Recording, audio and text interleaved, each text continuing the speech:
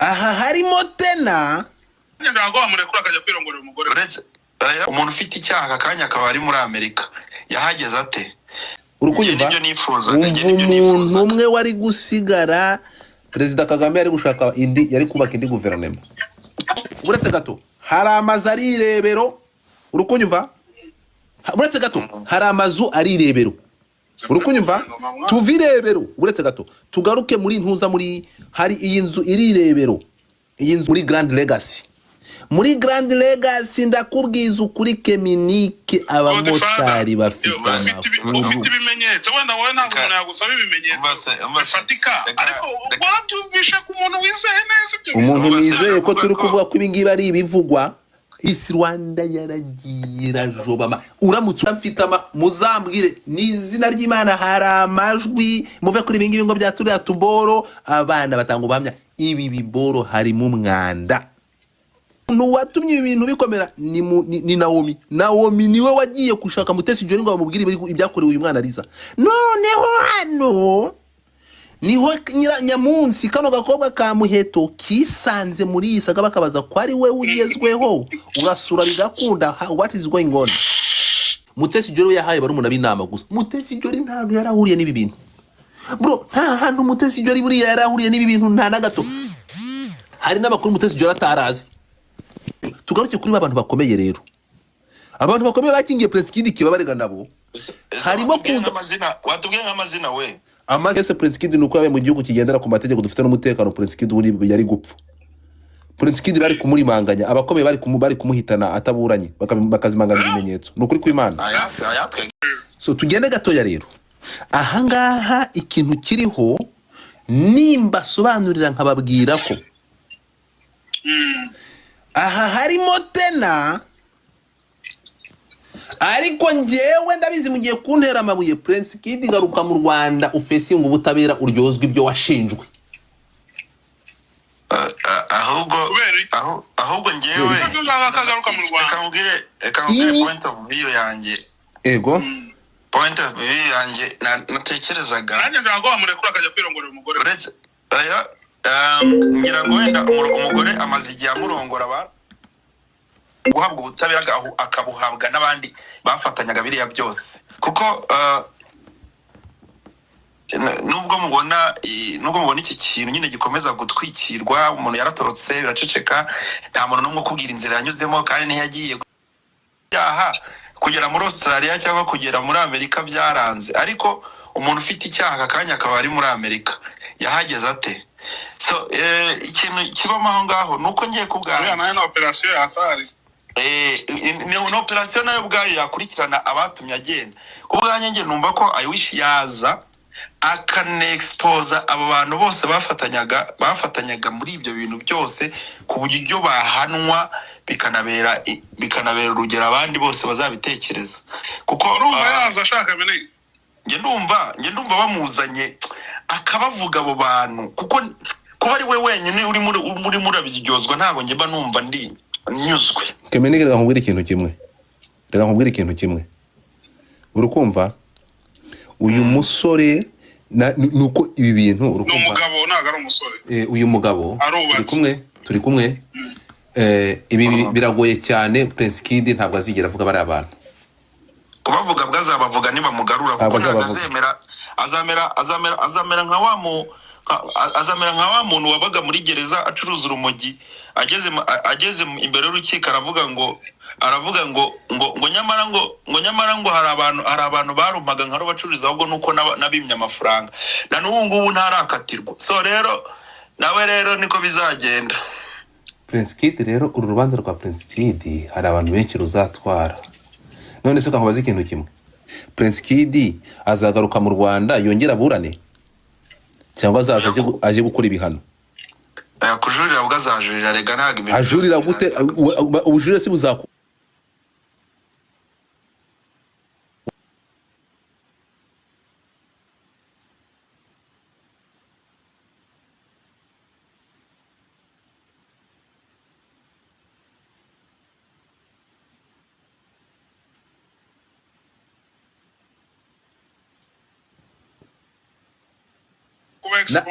aba expose ari hariya naho nagera mu Rwanda ntago bizakunda kuko azahita yinjira mu ajya kurangiza.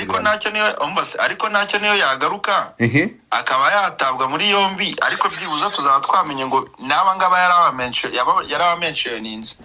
Ntabwo reka mubwire hariya Kemoni ari kuburana kugaruka cyangwa kuhaguka. Hari ikintu uri kwitiranya, hari ikintu muri kwitiranya hano. Nta bindi bintu hari ikintu muri kwitiranya. Reka nkubwire, Prince Kid yarakatiwe, siko bimeze? Bamuhaye iminsi inga yo kujurira, ahubwo se ntiyagiye ari kujurira iminsi mu minsi yo yagombaga kujuriramo. Urimo kunyumva? Mu minsi yari arimo arajurira niyo yatorotsemo.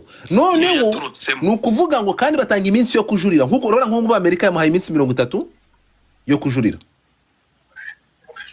Sinzi uri kubyumva? Hano munyumve neza cyane. Hano baravuga uretse gatuvuga ukuntu hano urukiko ruvuga rwa Amerika. Hano Amerika iravuga ngo hano Amerika iravuga ngo where is it? Hano baravuga ngo nyuma yo kumva uko yaburanye n'ubuhamya bwa Miss Elisa, umucamanza wo mu rukiko ruherereye Texas rwanzuye ko agomba koherezwa mu Rwanda. Icyohereza mu Rwanda icyakoze ahabwa 30 jours, iminsi 30 yo kujurira. So ruvuga muri 30 jours, iminsi 30, nubwo ziko iminsi 30 nta kintu izafata umuyemigira. Impamvu uretse nkubwire noza ICO ishyira muri mbaraga nyinshi ibonye umuntu warufite icyaha. Uretse gato impamvu nari ngaruye kano kantu muri iyi minsi 30 batanze, ndakwibutsa ko urimo kunyumva, hasi baravuga ko n'uyu mugi yari urimo bitemewe n'amategeko. Ndapfuye. Uri kunyumva Kemini? Ariko igihe cyose impunzi irarengerwa. Oya, anga ntabwo ari impunzi kuko avuga ko hano bigaragara ko yinjiye mu gihugu byemewe n'amategeko, yari afite visa. So tugende gakeya. Impamvu twari tukotinze kano kantu nazo umujyi uri muri Mexico. Ntega amatwi.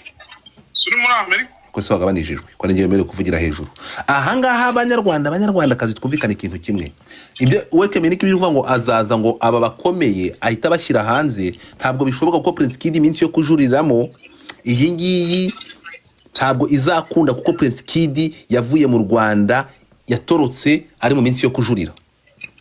Sinzi uko byumva.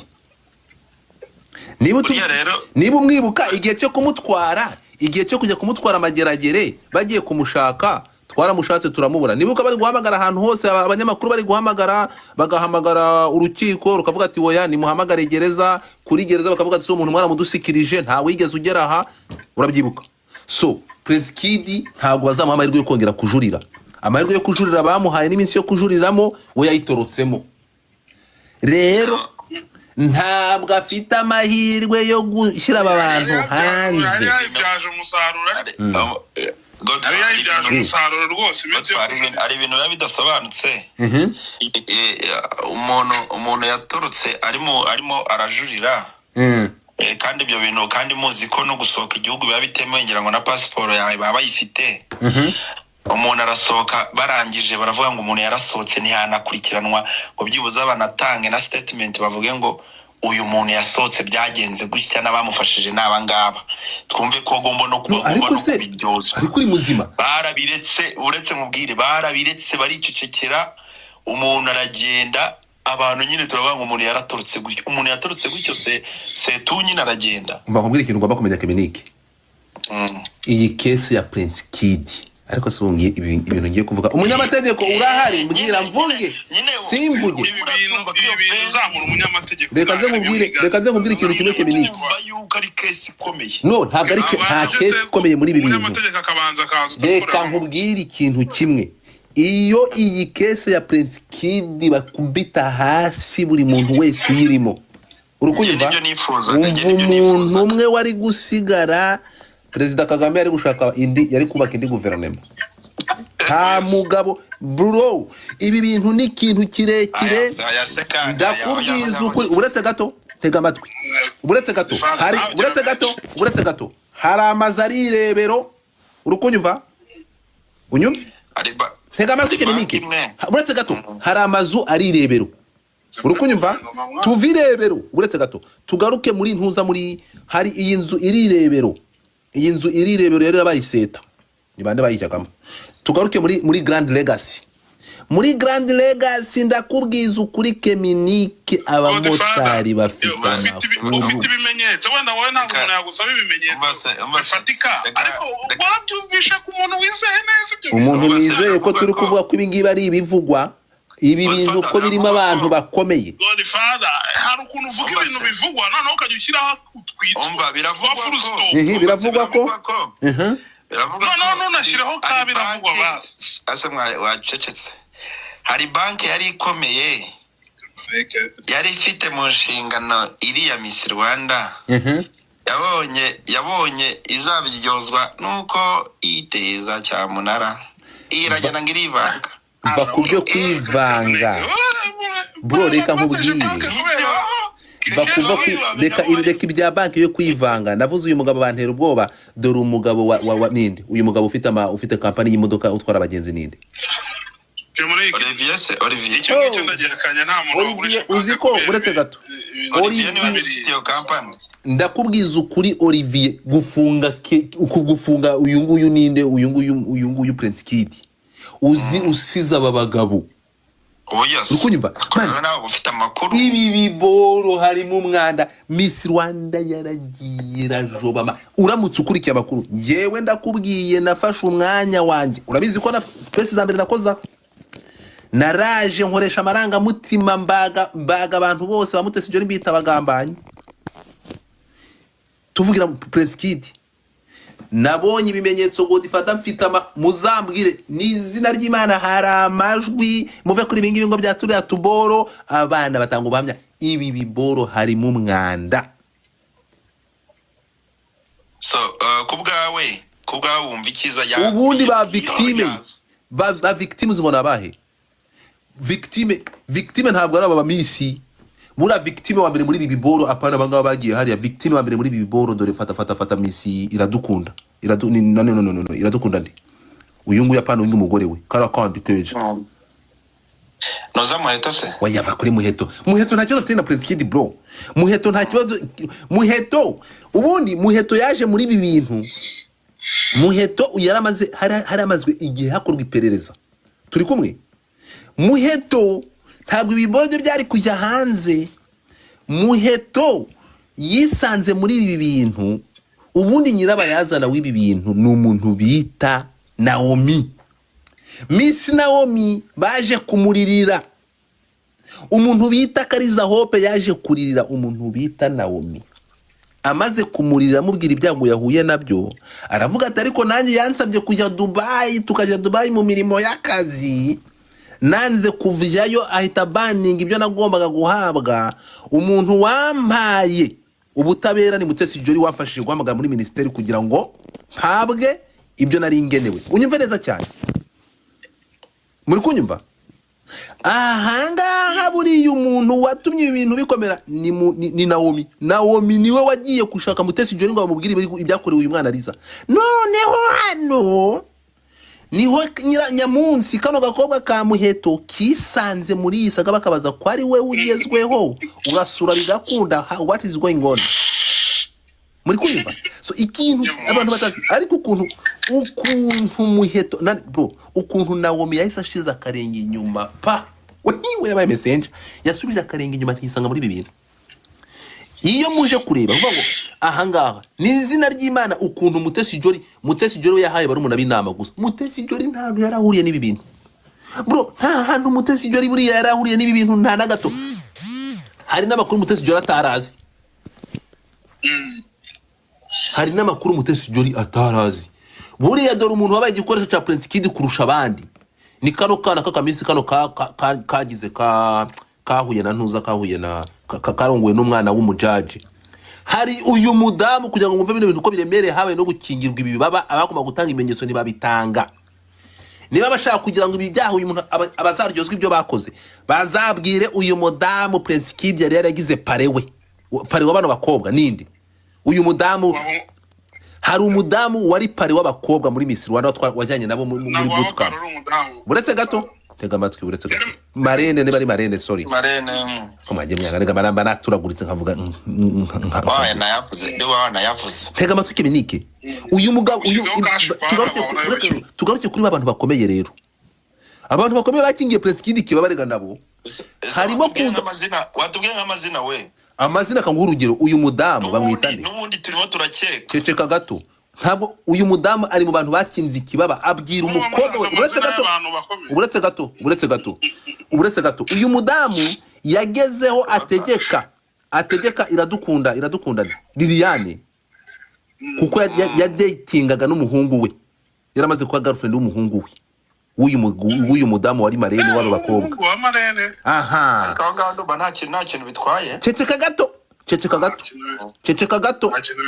gato ceceka gato kuko n'ubundi bose n'urungano tega amatwi kuba mudetinga ntacyo bitwaye uyu mudamu umugabo we ni ambassadeur yari ambassadeur mu Bufaransa bamwitane wumvisha bya bintu by'abantu bakomeye bihurira uyu mudamu wa ambassadeur wo mu Bufaransa wari marene w'aba bakobwa wabuje iradukunda kujya gutanga ubuhamya avuga ati ariko se mukobwa muto nzakubera nyoko bukwe gute waravuze ko bagupanze ni gute ndi cece kihangane bireke amubuza kujya gutanga ubuhamya marene w'abamisi baguhaye abamisi ngo ujye kubatreatinga wagerayo ukabuza umwana kujya gutanga ubuhamya by'ibyo yakoreye zambaragaza bakomeye so ahangaha niho ibintu bigiye bizingiye harimo ibintu byinshi iradukunda yaje gutanga ubuhamya nyuma none tukagaruka gatoya nababwiye ukuntu buriya Muheto Prince Kid afungurwa by'agateganyo uzi ko yafunguwe Muheto ari we ubitse driving license ye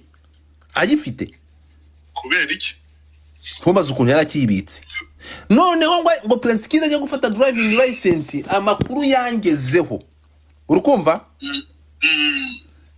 Muheto yahamagaye Prince Kid amusaba araganira nawe urabona ntabwo nigeze nifuza ko atangira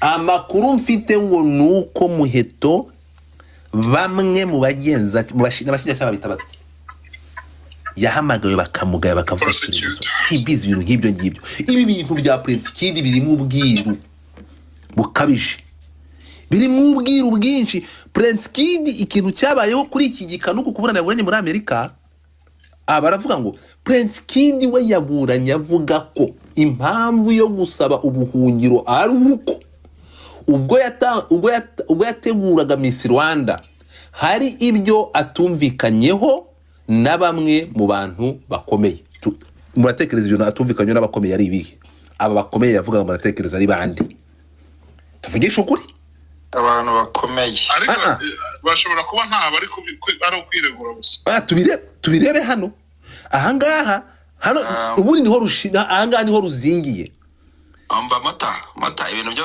namwe umuntu yiregura ashaka ikintu cyose cyamutaba ntukagizane ibintu by'amarangamutima ngo nashaka kwiregura gusa reka amafaranga arimo wowe umuntu nkubwire umuntu yiregura gute yaragiye mutazi uburyo yagiye ariko reka nkubaze mota ariko se Keminike wari kuvuga gute ubwo dufite abantu bangaye se nta muhanzi se bakati imyaka 25 ntiyatorotse mu rukiko umuntu avuga ikintu cyahamukura nta muhanzi reka ibyo ngibyo tubyihorere nta muhanzi uri hanze wahunze ariko kugenda kwa uretse bro kugenda kwa Prince Kid yaratorokeshejwe kandi n'abakomeye exactly ibi ngibi byo nta kubinyuramo suvuze ko amahaye iminsi 30 y'ubujurire yego iminsi 30 n'ubundi iyo minsi 30 niyo yakoresha noneho azana ibizibiti bituma guys mutapinge screen abantu 1,100 bari kuri TikTok mutapinge screen please ntago bazabwemera ntago waciteka nuko hano nubona umunyamakuru ntago waciteka hano turi gutanga uretse ngaho reka twumve Fly High reka twumve Fly High ndabona mwabivugiyemo reka twumve ikiganiro kiratangiye reka twumve Fly High n'abandi batangiye ibitekerezo murakoze yes gutwa turakoze cyane ndagushimiye shimiye n'abandi bari hano hejuru turi kumwe n'abasakimo n'abandi bose ngiwe navuga utuntu dutatu icyambere cyo kwemeza ko ibyo yavuze ari byaba ari byo biragoranye kubera ko abantu bidekarara barabizi batanga impamvu zidafatika zituma baguma mu gihugu. Abenshi ibyo bavuga ntabwo biba ari byo. Kugira ngo impamvu yawe yumvikane akenshi abantu bashyamo bikabyo bakavuga ibintu byerekana impamvu badashobora gusubira mu gihugu kugira ngo bashe guhabwa kwemererwa kuguma mu gihugu barimo basaba kugumamo. Icya kabiri, kuba ubutabera bwamukurikirana ahari hose si gitangaza kwa ko Interpol ndikibereyeho. Ikibazo cyaba igihe yarenganwa. Niyo mpamvu rero umuntu ajya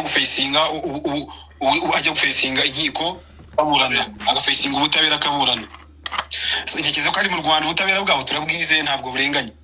Yaburanira mu Rwanda, yaburanira muri Amerika, icyambere cyo nuko abona ubutabera. Kuzana mu Rwanda numva kitabari gitangaza ku ruhande rw'ubutabera, yenda byaba bimwiciye plan ze bikamwicira n'ibyo yapanga bye, ariko ku ruhande rw'ubutabera numva bwo ubutabera no mu Rwanda yabubona si ikindi. Icyagatatu tuzorezaho, hari igihe umuntu statement zamo abantu bakomeye ntabwo wamenya ngo n'abayobozi cyangwa se n'abayobozi abakomeye bafite ibyo bayoboye muri leta, hari abakomeye bafite ibyo bayobora mu mabanki, gutyo nko mwavuga amabanki n'ibindi bigo bikomeye byigenga. Twumvikane Fada y'umuca mu ijambo reka vuga rangiza ngaho, ariko ngo abakomeye b'amabanki yagoye komeza. Abakomeye bose ntago abakomeye bakora mu abantu bakomeye bose ntago abakora mu nzego za leta, hari n'abigenga n'abakomeye, hari n'ibigo byigenga bikomeye. Ubwo ushatse kumbwira ngo ko Mutesi yigenga arakomeye, ugiye kubisunikira kuri Mutesi Jolly, ariko Mutesi Jolly waragowe. Niba nshaka gusobanura ikintu cyitwa abantu bakomeye, abantu batumva ko abakomeye gusa abakora muri leta, hari n'abakomeye bakora mu miryango mpuzamahanga, abo bose tubafata nk'abantu bakomeye. Abadiplomate nabo abantu bakomeye. Icyo navuga ubwo nuko kandi igihugu giteye ntabwo igihugu ari nk'urugo rw'umuntu.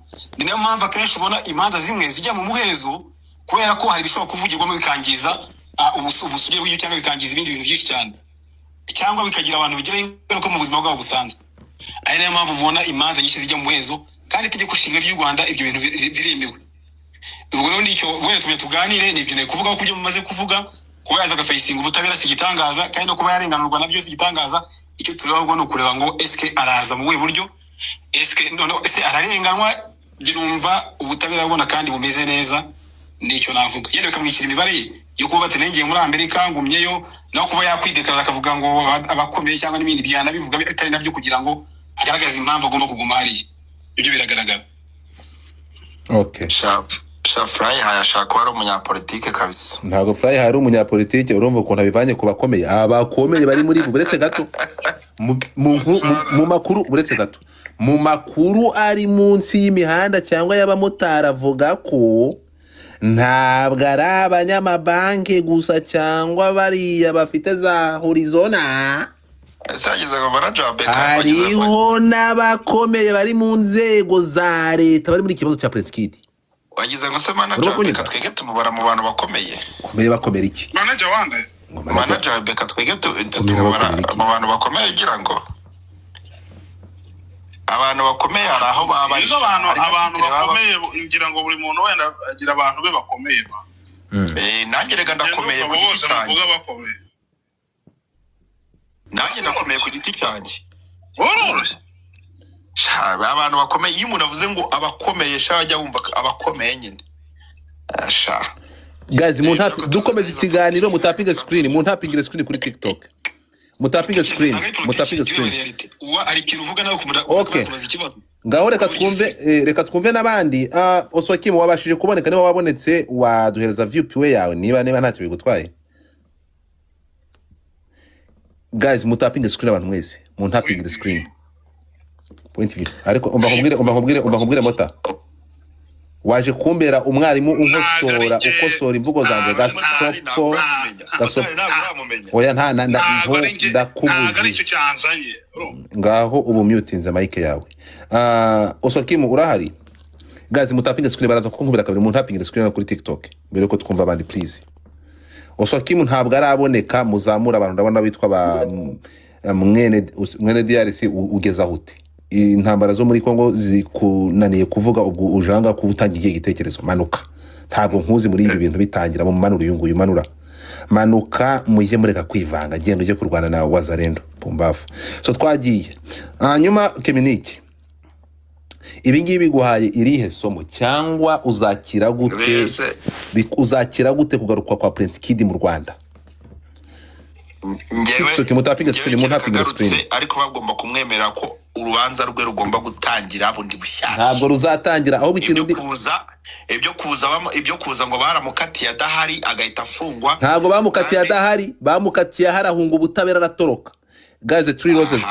Turokesheje rero bagomba kubiryozwa nabo. Abo ngiye reka nze nkubwize n'ukuri Prince Kid, reka nkubwize ukuri. Iyi case Prince Kid nuko yabaye mu gihugu kigendera ku mategeko, dufite n'umutekano. Prince Kid uri yari gupfa. Prince Kid bari kumurimanganya, abakomeye bari kumuhitana ataburanye, bakazimanganya ibimenyetso. Nukuri kw'Imana. Twege wacu mu Rwanda. Ndikukubwira, navuze ngo iyo Prince Kid aza kwa nk'umuturage wo mu kindi gihugu, nk'umukongomani, akaba ari nk'umugande n'ahandi, Prince Kid yari gupfa. Prince Kid yashimira u Rwanda bro, ni izina ry'Imana mu kugira akose nk'uyu nguyu kazimamagare. Okay, twakomeje. Fata ijambo kanita uyu muntu. Fata ijambo se mvuga iki? None se Kamini. Yo. Umusa ashaka kwikuraho ibintu bifite ibimenyetso. Ngo bimeze bite? Naba muyutinze mbwira.